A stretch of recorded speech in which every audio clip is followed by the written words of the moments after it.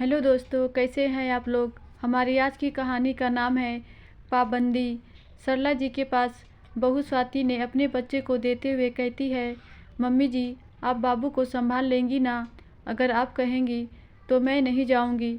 तब सरला जी कहती हैं, अरे स्वाति कैसी बात कर रही है, मैं बाबू का अच्छे से ख्याल रखूंगी।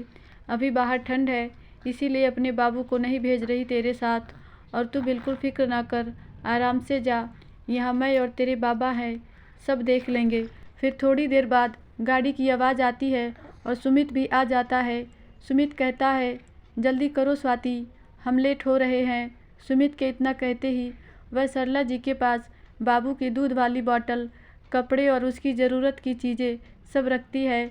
तो सरला जी प्यार से सिर पर हाथ फेरते हुए कहती हैं, अरे स्वाति मैं सब कर लूँगी, मुझे भी सब पता है कैसे बाबू का ध्यान रखना है।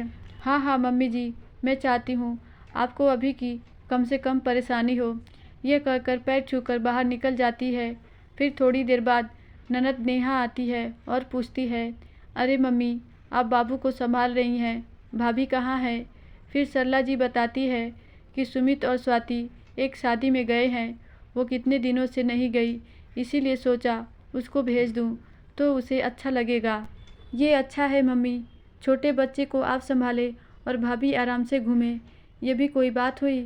तू कैसी बातें कर रही है बेटा, अगर मैं अपने पोते को संभाल रही हूँ तो तुझे क्या दिक्कत है। तू ये सब क्यों सोच रही है, तुझे खुश होकर बाबू को मेरे साथ संभालना चाहिए और तू ये बातें करने बैठ गई। और सुना क्या हाल चाल है। मम्मी मेरे यहाँ तो सब बढ़िया है, पर यहाँ मुझे कुछ सही नहीं लग रहा है। अब भाभी को बहुत छूट दे रही हो, देखना एक दिन सर पर नाचेगी। अरे तू कैसी बहकी बहकी बातें कर रही है। स्वाति शादी में गई है न कि कहीं घूमने, और वह शादी के बाद कहीं घूमने तक नहीं जा पाई। अब भी मैं उस पर पाबंदी रखूं। अगर तेरी सास तेरे साथ भी ऐसा करे तो तुझे अच्छा लगेगा। और 2 दिन की ही बात है, मैं संभाल लूँगी बाबू को। थोड़ी देर बाद एक फ़ोन आता है तो वे सुनार से बात करते हुए कहती हैं, हाँ हाँ भैया सेठ तैयार है तो भिजवा दीजिए। इतना सुनते ही फिर बेटी पूछती है, मम्मी क्या मंगा रही हो। तब उसकी माँ सरला जी कहती हैं, मैंने एक गले का सेट बनवाया है, उसी की बात चल रही थी और वो सुनार आज दे जाएगा। अच्छा मम्मी किसके लिए हार बनवाया है, नेहा पूछती है। तब वो कहती है कि मैंने अपनी बेटी के लिए बनवाया। तो नेहा चहकर कहती कि मम्मी मेरे लिए अभी क्यों, आपने मेरे जन्मदिन पर डायमंड की रिंग तो दी थी। तब सरला जी कहती हैं, अरे तेरे लिए नहीं, स्वाति की मैरिज एनिवर्सरी आ रही है तो सोचा उसके लिए पहले से बनवा लूँ।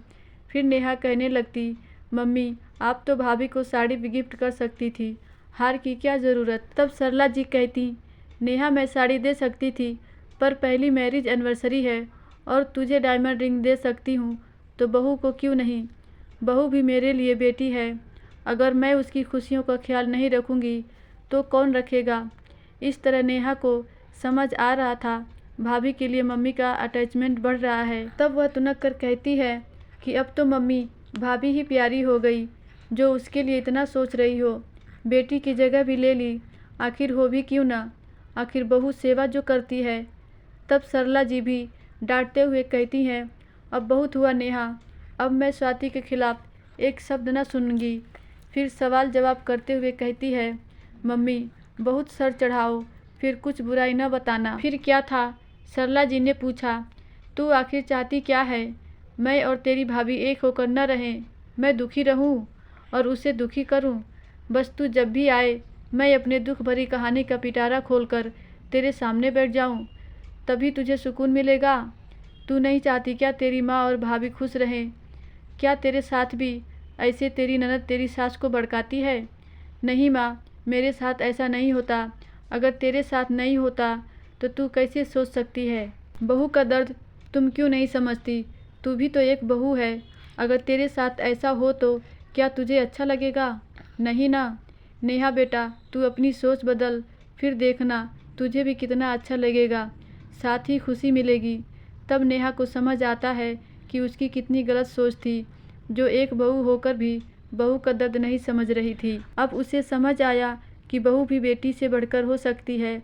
इस तरह उसने माँ के साथ रहकर भतीजे की देखभाल की और भाभी के प्रति भी मन के भाव बदल गए।